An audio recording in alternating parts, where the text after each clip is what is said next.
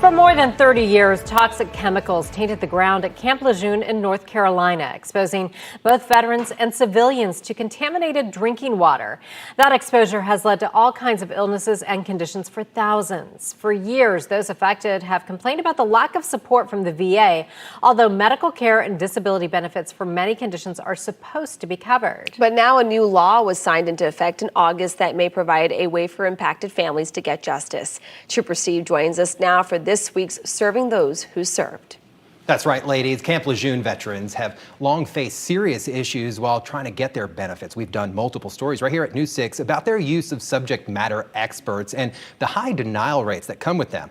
According to documents obtained by CBS News, the approval rate dropped from 25 to 5% after they brought in these experts. So the VA says the average approval rate is now 17%, though their own data shows it went as low as just 1%.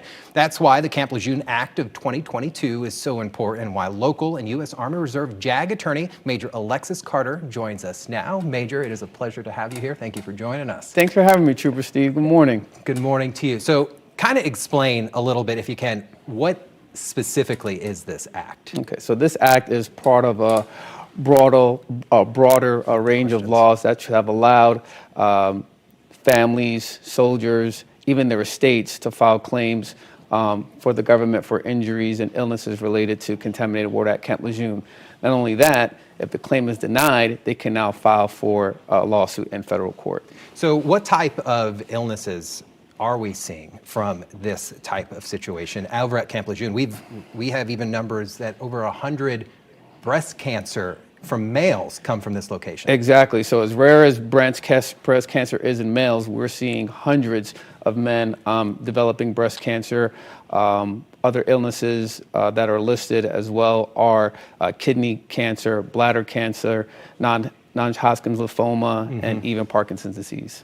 Now, I'm looking for the next question because the prompter's not there. We've reported, okay, who is eligible for stuff like this? So we're talking about service members, families, even contractors working at Camp Lejeune between August of 1953 and on or about December of 1987.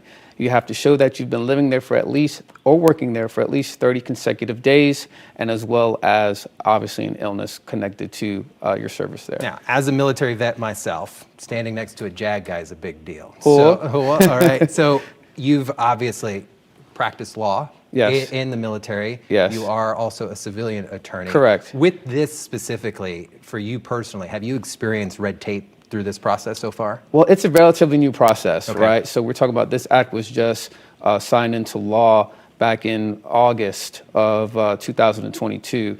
So there's only been about 5,000 claims submitted so far. So to gauge, if there's been any necessarily red tape, it's really hard to say at this point. But just knowing the amount of claims and people who don't have the correct knowledge of how to process these claims, we're going to anticipate folks not submitting proper documentation, not being able to show back in 1987 where they lived. Right. So it's important to make sure you have all your documents together before submitting that claim. So now that this law has been signed, obviously before then, there have been people who have filed claims that have been denied. Correct. Is there a way for them to refile or appeal that previous decision? There is. So now the current law allows you to actually file a lawsuit. I would recommend, if you feel that you've been impacted, if you filed a claim, if your claim's been denied, definitely contact the VA or a local attorney that handles this sort of stuff. Now, a big deal one, there used to be that you have to have a doctor's letter specifically stating that the illness was at least as likely as not. Pretty detailed information, and it was still had to be approved by a doctor specifically. Right. Is this still happening? It's kind of weird. The average person doesn't even know what that means, right? So basically it means 50% or more connected. The good thing about this new act is that those listed illnesses, there's a presumption written into the law that makes it service connected. Okay. So yes, you do have to have a doctor's note or recommendation that you have to have the illness.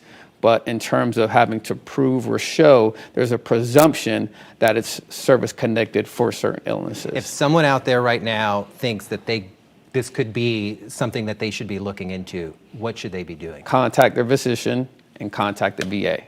Thank you, Major, for joining us.